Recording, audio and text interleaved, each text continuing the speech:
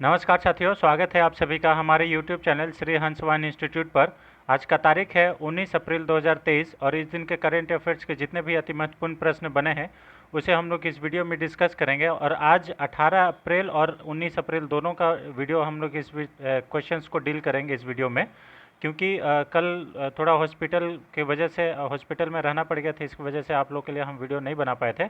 तो कोई बात नहीं, जो भी क्वेश्चंस है उसको हम लोग इसमें इंक्लूड कर दिए हैं, इंपॉर्टेंट क्वेश्चंस को ही इसमें लिए हैं। तो 10 अति महत्वपूर्ण क्वेश्चन जो आने वाले सभी प्रतियोगी परीक्षाओं के लिए बेहद महत्वपूर्ण है। ठीक है, इसमें हम लोग डिस्कस करेंगे। और अगर हाँ चैनल पर नए हैं तो चैनल को ज़रूर सब्सक्राइब करें फ्रेंड्स, थोड़ा सपोर्ट करें ताकि हमारा भी मोटिवेशन बना रहे। तो चलिए वीडियो को शुरू करते हैं, लेकिन उससे पहले आज का मोटिवेशन देख लेते हैं। Once you start working on something don't be afraid of failure and don't abandon it. People who work sincerely are the happiest. इसका मतलब यही हुआ कि एक बार जब आप किसी चीज़ पर काम करना शुरू कर दें तो असफलता से ना डरे और उसे छोड़े ना। ठीक है, जो लोग ईमानदारी से काम करते हैं वे हमेशा ज़्यादा खुश रहते हैं। ये इसका सही बात है। ठीक है, जब आप ईमानदारी से किसी भी चीज़ पे काम कर रहे हैं, लगातार कार्य कर रहे हैं, तो ज़रूर आपको सफलता मिलेगा। ठीक है, आप बस मेहनत से, लगन से उस चीज़ को करते रहिए हमेशा। ठीक है, सक्सेसफुल एक दिन ज़रूर ना ज़रूर बनिएगा। और कहीं ना कहीं हम भी इस मतलब मोटिवेशन से अपने आप को रिलेट कर पा रहे हैं, क्योंकि अभी हम यूट्यूब पे नया पढ़ाने के लिए शुरू किए हैं। और ये क्या है कि हम भी अगर इस चीज़ को सोचेंगे कि हाँ पता नहीं हो पाएगा या नहीं हो पाएगा, तो ये थोड़ा सा चीज़ है। अपने आप को हम ईमानदारी से अपना वीडियोस बनाए जा रहे हैं, आप लोग अगर इसको लाइक करेंगे, पसंद करेंगे, तो हमारा भी मतलब जो मोटिवेशन है वो बन जाएगा। ठीक है, और भी हम आपके लिए कुछ बेहतर कर पाएंगे। ठीक है, बहुत सारे ऐसे चैनल्स लोग हैं जो कर रहे हैं, अच्छे कर पा रहे हैं। ठीक है, तो चलिए, आई होप आप इस चीज़ को समझ पा रहे होंगे, और जितना अच्छा तरीके से आप समझे होंगे आप अपने उतना ही लक्ष्य के प्रति मतलब सिंसियर होकर काम करेंगे। ठीक है, तो चलिए, पहला क्वेश्चन है आज का पहला क्वेश्चन है, कौन सा देश इंटरनेशनल बिग कैट्स अलायंस का संस्थापक सदस्य बना है? Option number A Bhutan, option number B Nepal, option number C Afghanistan, option number D Myanmar. तो देखिए, बिग कैट अलायंस जो है ये अभी प्रधानमंत्री नरेंद्र मोदी के द्वारा दिया गया था ये वर्ड का। ठीक है, तो कौन सा देश अभी बिग कैट अलायंस का संस्थापक देश सदस्य बना है? तो ये बना है नेपाल। ऑप्शन नंबर बी इसका सही आंसर हो जाएगा। ठीक है, इसे याद कर लीजिएगा। ठीक है, Nepal international big cats alliance का संस्थापक सदस्य बना है। भारत की पहल के तहत गठबंधन के शुभारंभ के दौरान ऊर्जा मंत्री शक्ति बहादुर बसनेत, ये जो है वहाँ के ऊर्जा मंत्री है। ठीक है, इसे याद कर लीजिएगा।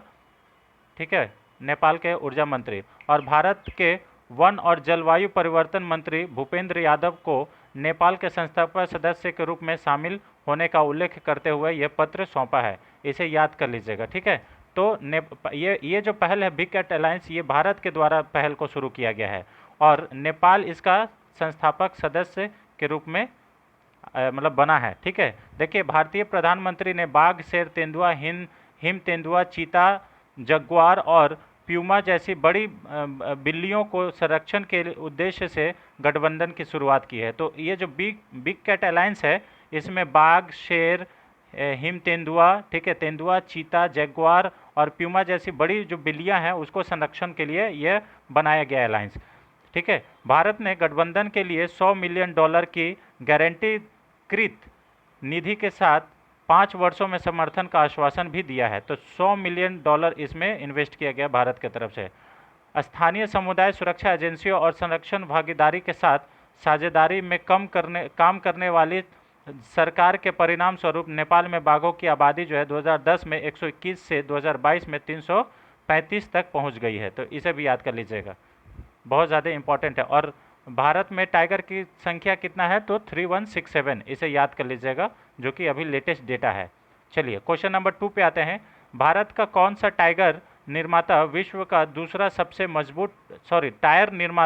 सबसे दूसरा मजबूत टायर ब्रांड बनकर उभरा है? Option number A Apollo, option number B JK tyre, option number C MRF, option number D Ralco. तो देखिए, यहाँ पे बोल रहा है कि भारत का कौन सा टायर निर्माता कंपनी जो विश्व का दूसरा सबसे मजबूत टायर ब्रांड बन के आया है। तो ये जो भारत का एमआरएफ है, एमआरएफ यही जो है ये विश्व का दूसरा सबसे मजबूत टायर ब्रांड बन के आया है। ऑप्शन नंबर सी इसका सही आंसर है। ठीक है, आप लोग प्रचार देखे होंगे कि सचिन तेंदुलकर जब कभी भी बैट से खेलते थे उस पर एमआरएफ लिखा हुआ रहता था। एमआरएफ लिमिटेड दुनिया में दूसरे सबसे मजबूत टायर ब्रांड के रूप में उभरा है, तो इसे याद कर लीजिएगा, बहुत ज़्यादा इंपॉर्टेंट क्वेश्चन है ये भी। ब्रांड फाइनेंस की हालिया रिपोर्ट में यह कहा गया है कि एमआरएफ सबसे वैल्यूएबल और सबसे मजबूत टायर ब्रांड बना है। एमआरएफ ने लगभग सभी मापदंडों में हाई स्कोर किया है, मतलब जब इसका ये होता है ऑडिट होता है तो उसमें ये सब सारा चीज़ माफ होता है। ये कुछ भी क्राइटेरिया, तो क्राइटेरिया को फुलफिल करते गया एमआरएफ तो मजबूत ब्रांड बन गया। एमआरएफ दुनिया में दूसरे सबसे तेज़ी से बढ़ते टायर ब्रांड के रूप में जाना जाती है, इसे भी याद कर लीजिएगा। ठीक है, रिपोर्ट में एमआरएफ को सबसे वैल्यूएबल भारतीय टायर ब्रांड के रूप में भी नामित किया गया है। एमआरएफ ने सस्टेनेबिलिटी परसेप्शन वैल्यू में हाई स्कोर किया है, इसे याद कर लीजिएगा। और शीर्ष 10 में शामिल होने वाली एकमात्र टायर कंपनी है, मतलब जो टॉप 10 है उसमें से एकमात्र भारतीय कंपनी जो है ये एमआरएफ ही है, इसे याद कर लीजिएगा। ठीक है, बहुत ज़्यादा इंपॉर्टेंट है। क्वेश्चन नंबर 3 पे आते हैं। एशियाई कुश्ती चैंपियनशिप 2023 भारत के अमन सहरावत ने भारत के लिए कौन सा स्वर्ण पदक जीता है? ऑप्शन नंबर ए पहला, ऑप्शन नंबर बी दूसरा, ऑप्शन नंबर सी तीसरा, ऑप्शन नंबर डी चौथा। तो देखिए, एशियाई कुश्ती चैंपियनशिप 2023 में भारत के अमन सहरावत ने गोल्ड मेडल जीता है और ये पहला गोल्ड मेडल जीता है, इसे याद कर लीजिएगा। ठीक है, ऑप्शन नंबर ए इसका सही आंसर है। ठीक है, अमन सहरावत ने एशिया कुश्ती चैंपियनशिप 2023 में पुरुषों की 57 किलो फ्री स्टाइल कैटेगरी में स्वर्ण पदक जीता है। ठीक है, तो कितना केजी कैटेगरी था ये कैटेगरी पूछता है, तो फ्री स्टाइल 57 केजी का कैटेगरी था जिसमें स्वर्ण पदक जीता है। इस चैंपियनशिप का 36वां संस्करण 9 अप्रैल से 14 अप्रैल 2023 तक अस्ताना मतलब कजाकिस्तान में हुआ है, इसका आयोजन हुआ है। और इससे ही रिलेटेड हम लोग एक महिला का भी जिक्र किए थे इससे पहले वाला वीडियो में। भारत ने इस चैंपियनशिप में टोटल 13 पदक जीते हैं। ठीक है, अमन सहरावत का यह स्वर्ण पदक उनके लिए साल का दूसरा पोडियम फिनिश था, इसे याद कर लीजिएगा, बहुत ज़्यादा इम्पोर्टेंट है। ठीक है, उन्होंने पहले भी इस साल स्पेन में हुई अंडर 23 वर्ल्ड चैंपियनशिप में गोल्ड मेडल जीता था, तो इसी साल इन्होंने दूसरा जो है ये गोल्ड मेडल जीता है, जो कि मतलब स्पेन में जब हुआ था तो एक बार जीते थे और अभी यहाँ पे जीते हैं।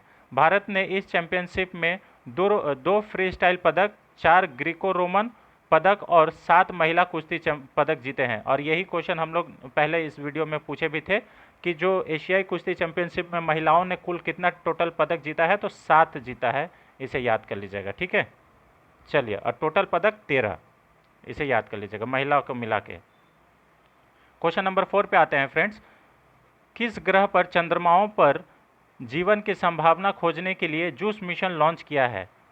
ऑप्शन नंबर ए बृहस्पति, ऑप्शन नंबर बी चंद्रमा, ऑप्शन नंबर सी शुक्र, ऑप्शन नंबर डी शनि ग्रह। तो देखिए, जूस मिशन, ये जूस मिशन लॉन्च किया गया है, इसे याद कर लीजिएगा।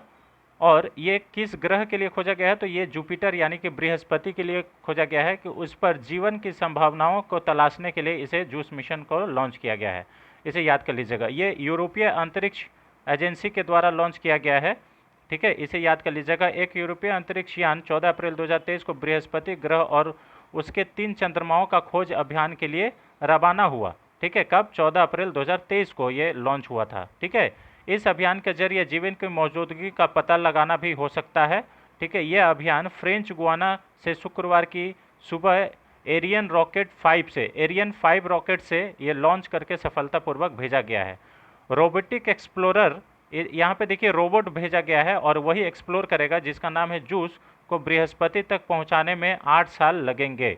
मतलब इस मिशन को वहाँ तक बृहस्पति पर, जुपिटर पर पहुँचने में कितना साल लगेगा? 8 साल लगेगा, है ना। अभी वो 14 तारीख को निकला ही है, तो इसे याद कर लीजिएगा। और यूरोपीय अंतरिक्ष एजेंसी के द्वारा इस काम को किया गया है।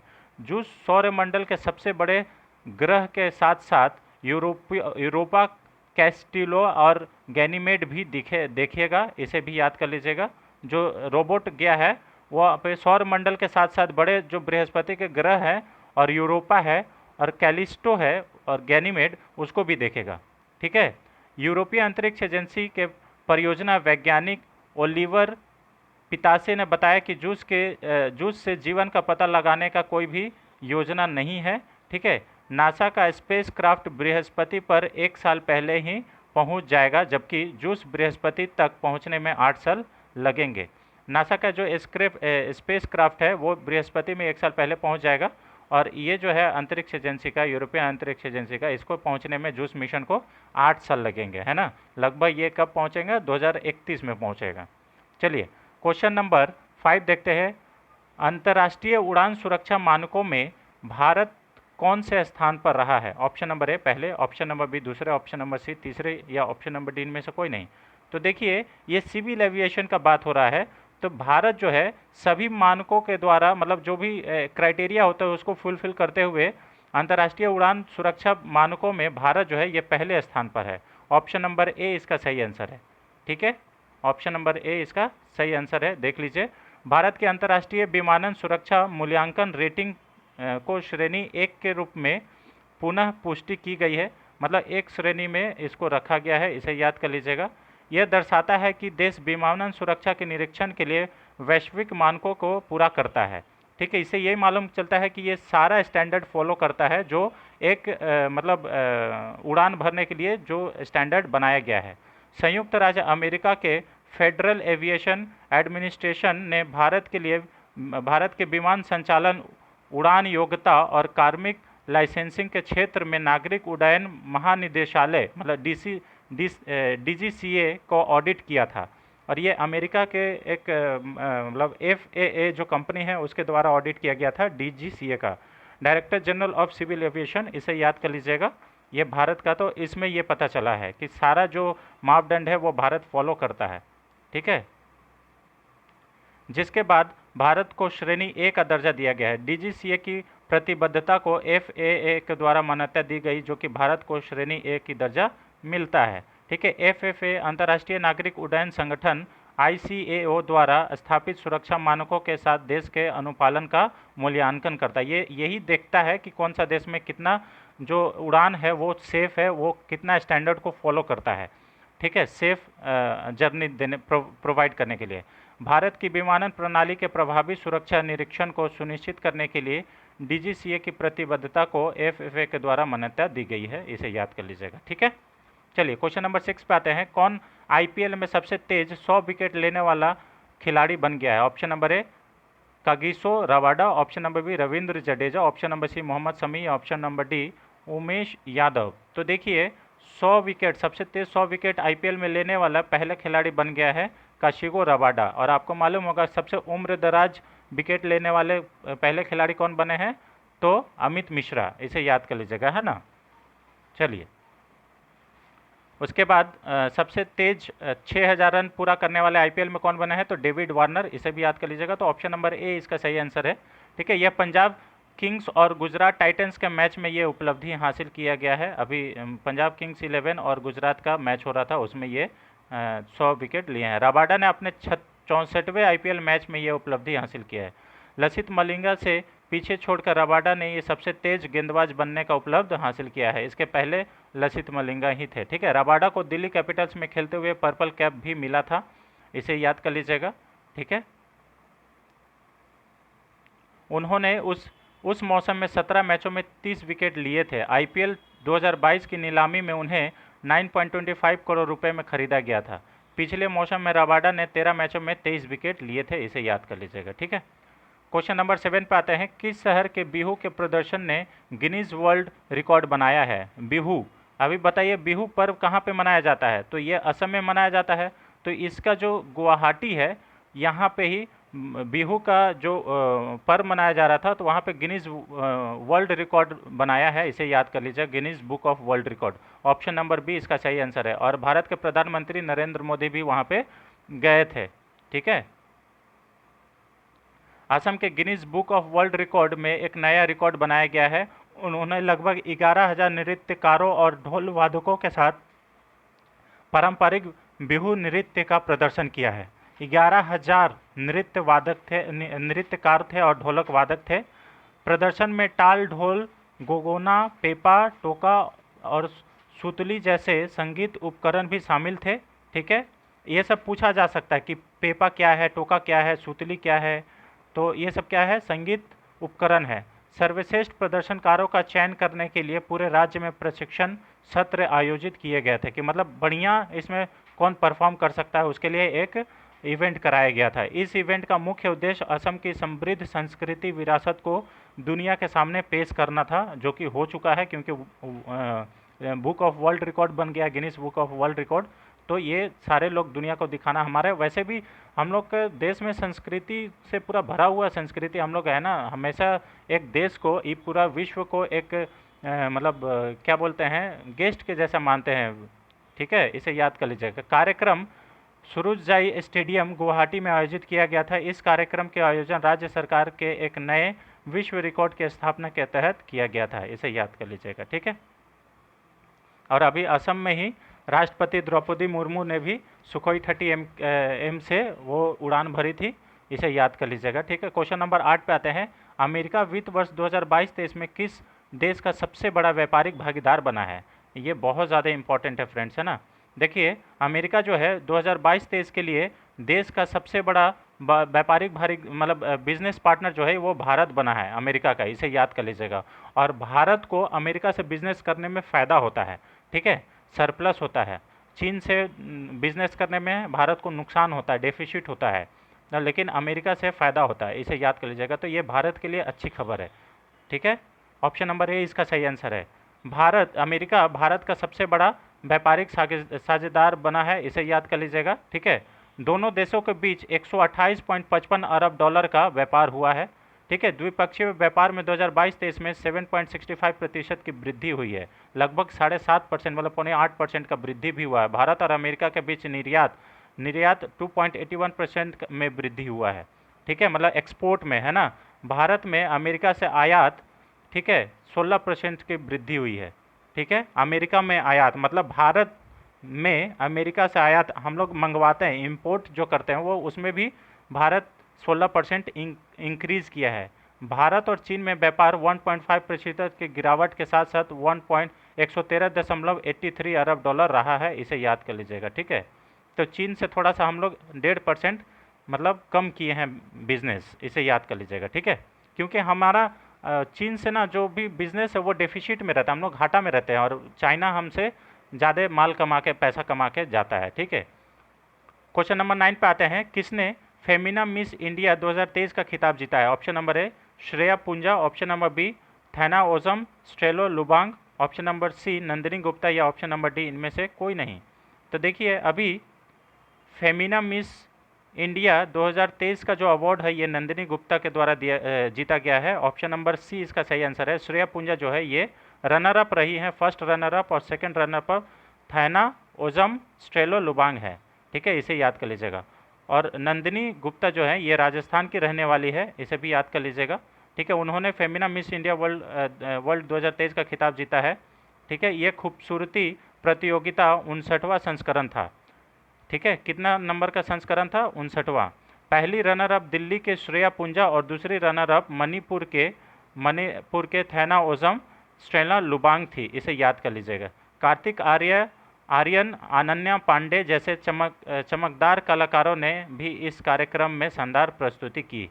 ठीक है, इसके अलावा मोनिस पॉल और भूमि पेडनेकर ने इस आयोजन का होस्टिंग किया। तो जो होस्ट होते हैं ना, वो इसमें भूमि पेडनेकर और मोनिस पॉल थे। ठीक है, नंदिनी भारत को 71वें मिस वर्ल्ड प्रतियोगिता में देश का प्रतिनिधित्व करेगी, इसे याद कर लीजिएगा। तो इनका मतलब पहले से ही नाम हो गया मिस वर्ल्ड प्रतियोगिता, जो संयुक्त अरब अमीरात में होने वाला है, इसे याद कर लीजिएगा। UAE है ना, ये UAE में होगा मिस वर्ल्ड प्रतियोगिता।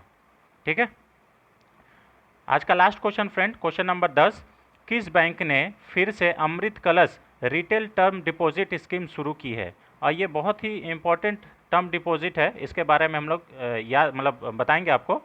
Option number A State Bank of India, option number B भारतीय reserve bank, option number C bank of India, या option number D Axis bank. तो अमृत कलश जो रिटेल टर्म डिपॉजिट स्कीम है, ये भारतीय स्टेट बैंक ऑफ इंडिया के द्वारा मतलब यानी कि SBI के द्वारा लॉन्च किया गया है। आपको मालूम होगा कि RBI कभी भी डायरेक्ट बिजनेस नहीं करता है कस्टमर के साथ, तो ये स्टेट बैंक ऑफ इंडिया के द्वारा लाया गया। ऑप्शन नंबर ए इसका सही आंसर है। इसमें क्या है कि एसबीआई ने अमृत कलश रिटेल टर्म डिपॉजिट योजना को फिर से इसका जो अवधि है उसको बढ़ा दिया है और यह योजना 400 दिनों का है। इसे याद कर लीजिएगा। इस योजना में वरिष्ठ नागरिकों को यानी कि सीनियर सिटीजन को 7.6% का ब्याज मिलेगा और अन्य नागरिकों को 7.1% का ब्याज मिलेगा, मतलब उनका फिक्स डिपॉजिट पे। ये थोड़ा सा इम्पॉर्टेंट है। अभी इसमें ब्याज दर अच्छा खासा मिल रहा है ना। यह योजना 15 फरवरी 2023 को लॉन्च की गई थी और 31 मार्च तक था, जो अभी इसको टाइम जो है इसको बढ़ा दिया गया है। इस योजना की पूर्ण आवृत्ति से एसबीआई ग्राहकों को आकर्षित ब्याज दर में लाभ मिलेगा। इसे याद कर लीजिएगा, ठीक है। और एसबीआई का अभी चेयरमैन कौन है? तो दिनेश खारा है। इसे भी याद कर लीजिएगा, ठीक है। चलिए, तो ये रहा फ्रेंड्स आज का 10 अति महत्वपूर्ण प्रश्न। आई होप आपको वीडियो पसंद आया होगा और क्वेश्चंस का सिलेक्शन अच्छा लगा होगा, एक्सप्लेनेशन अच्छा लग रहा होगा। अगर ऐसा लगता है तो वीडियो को लाइक करें, अपने फैमिली फ्रेंड्स के साथ इसे शेयर करें, ठीक है। और जितना हो सके चैनल को सब्सक्राइब करें फ्रेंड्स, अपने फैमिली फ्रेंड्स के साथ अपने सोशल मीडिया प्लेटफॉर्म पर इसको सपोर्ट करें, ठीक है। तो thanks for watching, thank you so much और मिलते हैं नेक्स्ट वीडियो में। जय हिंद।